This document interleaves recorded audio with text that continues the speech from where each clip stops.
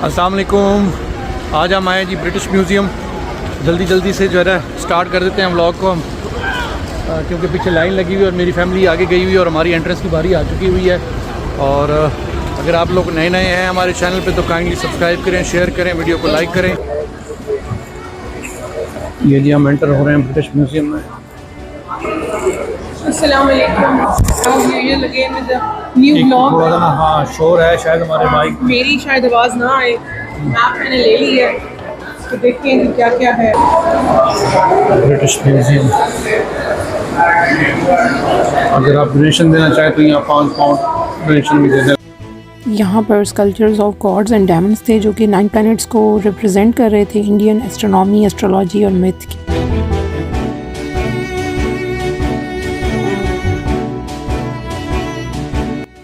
Uncle ने हमारा welcome किया और यहाँ पे काफ़ी सारे लोगों की तादाद थी। मैं तो बड़ी सरप्राइज़ हुई कि लोग इतना इंटरेस्ट लेते हैं म्यूज़ियम्स में, और स्पेशली जो फॉरेनर्स और टूरिस्ट्स होते हैं वो हम लोगों से ज़्यादा ही इंटरेस्ट होते हैं इन चीज़ों का।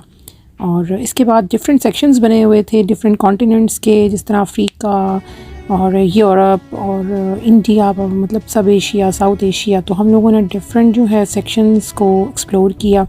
चाइनीज़ सेक्शन था, इंडियन था कल्चर, साउथ एशिया के नाम से अफ्रीकन था। ये कुछ आप आई थिंक हम लोग अफ्रीका सेक्शन में थे जहाँ पे उनके कल्चर को रिप्रेजेंट किया हुआ था और डिफरेंट सेक्शंस बनाए हुए थे। लोग आई थिंक जो जिन मुल्कों के थे वो अपनी चीज़ें देख रहे थे, और ये ऊपर लोग झूले खा रहे हैं, डायमंड्स जो हैं ये झूले खा रहे हैं। और ये आई थिंक इन्होंने बच्चों के अट्रैक्शन के लिए रखा हुआ है, और इसको मैंने कहा चलें फ़ोकस करके आप लोगों को दिखा देती हूँ। भाई साहब इतना सीरियस मूड बना के क्यों खड़े थे? चलते चलते हम जी म्यूज़ियम के मेन पार्ट पे आए थे, जिसको अट्रैक्ट होता है बंदा जब उसको नेट पे देखता है, गूगल पे ब्रिटिश म्यूज़ियम करता है। इस जगह का आर्किटेक्चर बहुत ही खूबसूरत था, बिल्कुल राउंड सा एक बना हुआ था, और साइड पे ये सारे बुक्स की एग्जीबिशन लगी हुई थी। म्यूज़ियम जी बहुत ही बड़ा है, और सबसे पहला हैंड हमारे साथ क्या हुआ है जी कि एंटर होते ही हमारी फैमिली को आज गई है। रश ज़्यादा है आज, काफ़ी लोग आए हुए हैं यहाँ पे ना, टूरिस्ट बहुत ज़्यादा है जी यहाँ पे। और ये मेरे पीछे पता नहीं कौन भाई साहब है जो घोड़े पे बैठे हुए हैं। और ये मेन भाई साहब कितने चल रहे हो? कौन है, जानती है इसको? मेन एरिया नहीं जापान का उन्होंने क्यों बनाया हुआ मेन एरिया पता में काका भी नहीं है, और मैं बस मुंह उठा के ब्रिटिश म्यूज़ियम पहुँच गए हैं। नहीं, बस ये पता है कि यहाँ ऋतिक रोशन के गाने की जो है ना वो बस यही एंड में आके हमारी बॉलीवुड पे सारी चीज़ें खत्म हो जाती आने वाले हैं, बस हमें मिलेंगे ही नहीं वो। हाँ ये देखें जी, ये पीछे कितना खूबसूरत है इसका।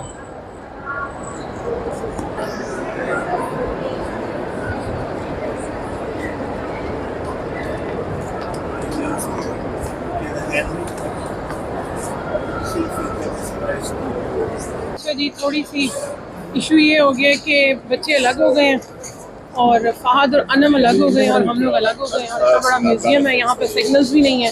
तो रेयान की बड़ी मुश्किल से कॉल मिली है कि हम एंट्रेंस डोर पे हैं और हमारे पास आए, तो हम उसके पास जा रहे हैं। तो निकलते कम है इसलिए बहुत जल्दी कंफ्यूज हो जाते हैं। अब कहाँ जा रहे यहीं हैं रेयान के पास, कह रहे हैं हम एंट्रेंस वाले डोर के पास खड़े हुए हैं। एंट्रेंस? अब इसकी इतनी सारी एंट्रेंस है, अब कौन सी एंट्रेंस पे आया होगा यार? इनकी 3-4 एंट्रेंस है। चलें जी इसी जगह वापस देखते हैं इनको जाके। देखना तो पड़ेगा ना, उनको ढूंढना तो पड़ेगा। बन गई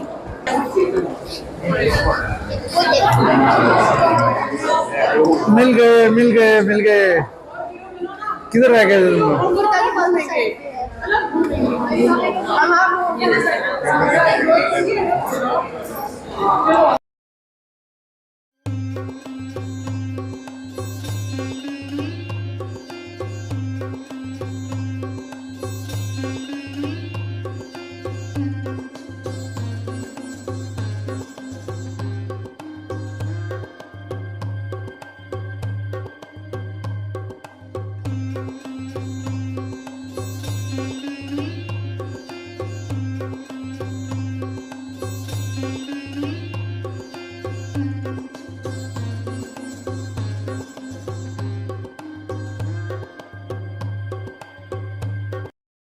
साउथ एशिया गैलरी से निकल के फिर हम आए हैं ये चाइनीज़ गैलरी में, और यहाँ ये आपको अंदाज़ा हो ही रहा होगा, इर्द गिर्द सारे फीने नज़र आ रहे थे।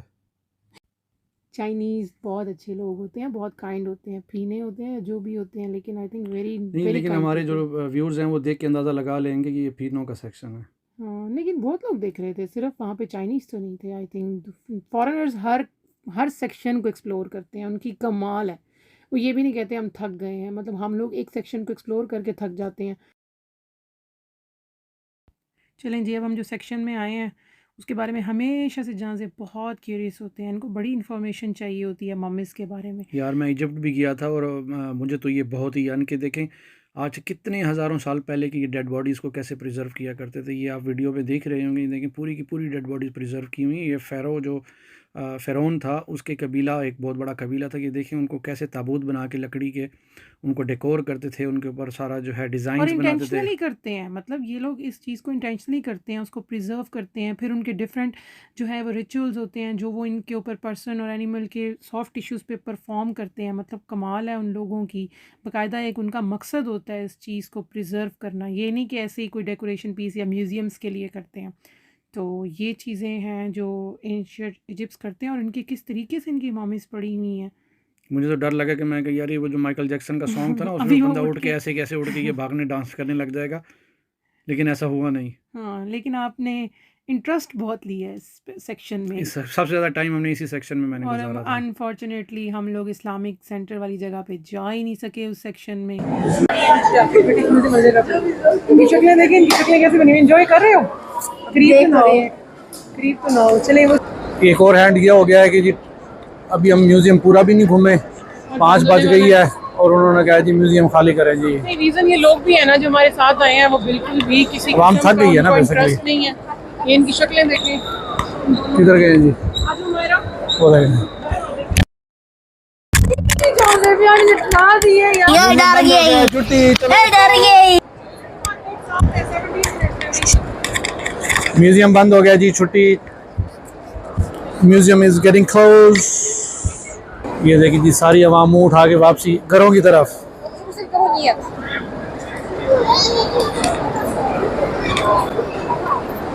आज हमारा वो गार्डन में 15 मिनट में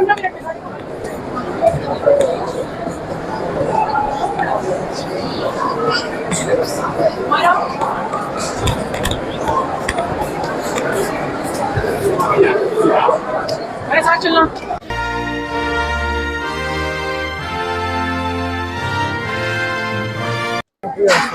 ये तो वैसे लग रहा है जैसे कॉलेज या स्कूल से छुट्टी होती है ना, सारे ऐसे झुंड की सूरत में बाहर निकलते हैं, ऐसा है कि नहीं? रश है, बहुत ही रश है। एकदम ऐसे जब छुट्टी होती है कैसे स्कूल से बच्चे बाहर निकलते हैं, बिल्कुल वही वाला सीन है सारा का सारा कुछ। तो लग नहीं रहा था अंदर इतना बड़ा था ना कि इतने लोग हैं। हाँ। जब बाहर मतलब बाहर आ रहे हैं तो फिर लग रहा है कि इतना यानी कि रश था।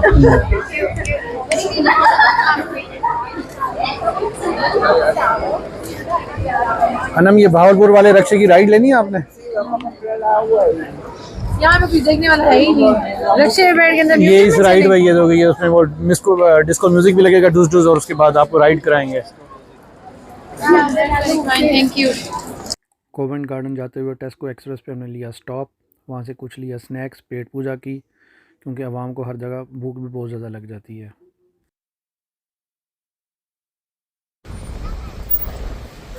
अब ये लंदन की खूबसूरत गलियों से गुजरते हुए काफिला रवा दवा है कोवेंट गार्डन की तरफ।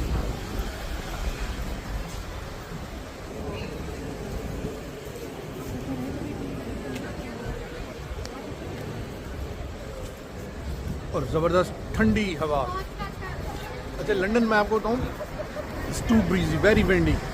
यहाँ हर वक्त ऐसे हवा चलती रहती है, और ये सम टाइम तो आपको बड़ा ये मेंटली जो है टॉर्चर करती है।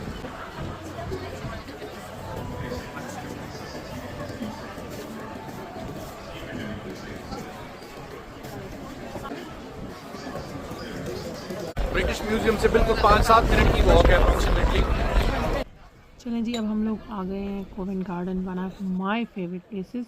इंतहाई खूबसूरत जगह, लेकिन जैसे इसके नाम से है Covent Garden, it's not a garden. Basically ये एक शॉपिंग एंटरटेनमेंट हब है वेस्ट एंड लंदन साइड पे, और फेमस है flower fruit and vegetable market के नाम से। मतलब इसको बेसिकली लोग इसलिए कहते हैं कि flower fruit and vegetable market है। हर इसकी जो शॉप है वो इतनी क्यूट और ब्यूटीफुल सी है कि बंदा वहाँ पे जब तक पिक्चर ना ले तो हमें सुकून नहीं आता। टॉम फोर्ड आ गया, तो अच्छी आ रही है। ये हम जी टॉम फोर्ड के बूथ में आ गए और आप यकीन करें यहाँ उसकी जो फ्रेगरेंस है ना वो एक्चुअल फ्रेगरेंस आ रही है। मेरे हाथ में मजेदार चीज़ें नहीं हैं जो सारे खा खा बस इनको बुलाओ और पसंद हो गए। बहुत ही प्यारा है कोवन गार्डन जगह बहुत।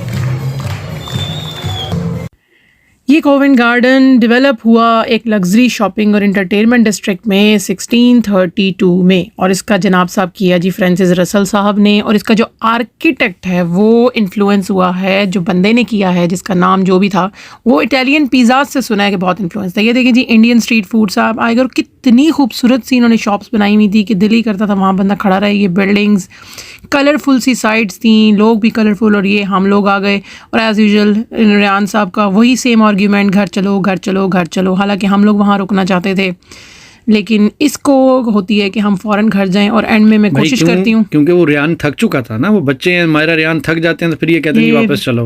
लेकिन इतनी खूबसूरत जगह पे मैं चाह रही थी कि चलें हम जो है उसकी इवनिंग देखें, क्योंकि ये डे में भी बहुत ज़्यादा मज़ा आ रहा था और मैं चाह रही थी कि हम वहाँ बैठ के इसकी इवनिंग को एंजॉय करें। और लेकिन एज़ यूजुअल रयान साहब की मानी जाएगी। और ये पता नहीं अंकल यहाँ क्या कर रहे हैं, ये क्या है बेसिकली? ये पार्लर, ये की मेकर है, कॉबलर है।